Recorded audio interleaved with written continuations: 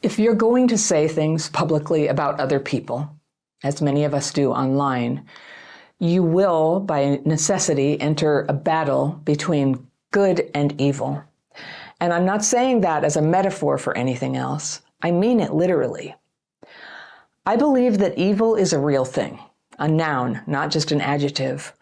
I've noticed its presence from time to time. I'm sensitive to that for as long as I can remember. I've sensed it in minor things, a stranger who passes me on the sidewalk, a puddle of water, an empty room that appears in a dream for me.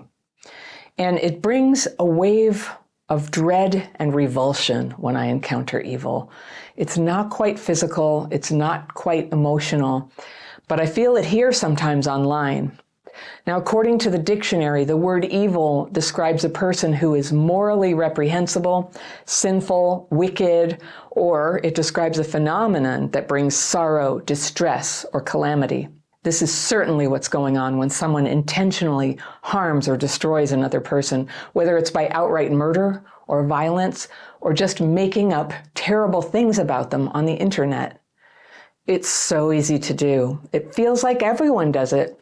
And even repeating other people's lies for the pleasure of the attack will bring it on, because it's not just the effort to harm another person, but to recruit others to do it too that's evil.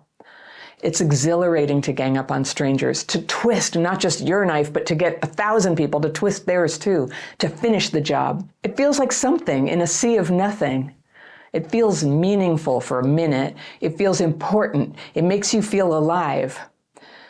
The word for this is calumny. It's the act of making false and defamatory statements against someone in order to damage their reputation. And for thousands of years, it has been considered one of the gravest of sins. Even our own culture thought so 10 or 20 years ago. The force that's multiplied it and made it socially acceptable seems to have a life of its own. When you try to appease it, it comes back like a weed, and like a virus, it's contagious. Once you get hurt by an evil action, it can function like a seed that sprouts later in your life.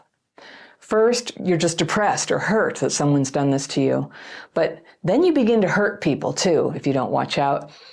Every act of violence, every abusive relationship began long before the act. And this obscures the cause when the effect finally appears. Now, thankfully, there's also good. In our own lives, every person is living a battle between the part of them that rages and criticizes and abandons and denigrates, and the side of them that reveres the human soul and tries to be patient, or even to lift other people up, including people they don't like. The battle is waged right here, in the moments when good wins, it heals you.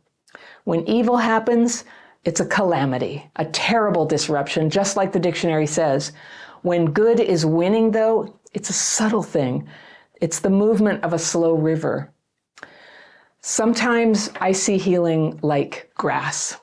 We're the blades of grass, and it's as if we got stuck for a whole season under a black tarp, and the grass didn't die, but it can't grow, and it seems dead, like bad grass that's spidery and yellow under the tarp, and there's the little pill bugs and the worms, and then one day you're able to lift the tarp, and the sun shines on the grass, and the rain falls on it, and in not very long, grass becomes what it's meant to be: green, tall, full, and that's what you are. You are designed to heal.